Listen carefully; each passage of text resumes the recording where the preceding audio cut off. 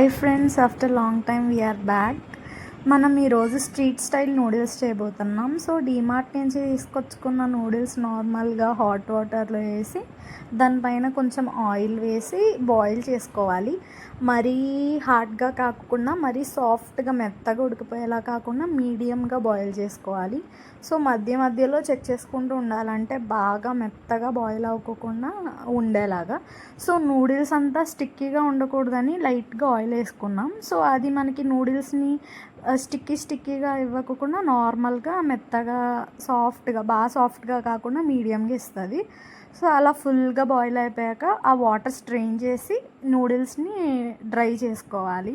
So చేసుకున్నాక next sauces కోసం tomato ketchup తీసుకున్నాం.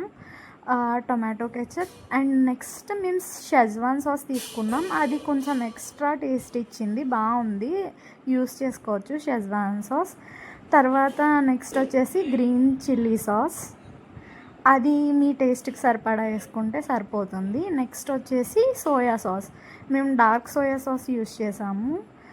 సో అది కూడా తగినంత సరిపడగా మీరు తీసుకున్న క్వాంటిటీ బట్టి యాడ్ చేసుకోవాలి. నెక్స్ట్ వచ్చేసి కొంచెం లైట్గా చిల్లీ పౌడర్ యాడ్ చేసుకొని వెనిగర్ యాడ్ చేసుకోవాలి. సో అన్నీ ఒకే దాంట్లో మిక్స్ చేసుకుంటే మనకి టేస్ట్ బాగుంటుంది. నెక్స్ట్ గార్లిక్ తీసుకున్నాము చిన్నగా చాప్ చేసి. లాస్ట్లో మ్యాగీ మసాలా యాడ్ చేసుకున్నాము. 1 ప్యాకెట్ సరిపోతుంది 2 నూడిల్స్ ప్యాకెట్స్ తీసుకుంటే. సో అవన్నీ మనం బాగా మిక్స్ చేసుకొని మొత్తం అంతా కలిసిపోయేలా మిక్స్ చేసుకోవాలి. చిల్లీ పౌడర్ అండ్ సాల్ట్ కూడా సేమ్ అదే సాసెస్లో యాడ్ చేసుకోవాలి, అప్పుడు మీకు టేస్ట్ బాగుంటుంది అంతా. So red chilli powder and next salt కూడా మీకు కొంచెం తగినంత యాడ్ చేసుకోవాలి. కొంచెం తక్కువ అయితే లాస్ట్లో యాడ్ చేసుకోవచ్చు.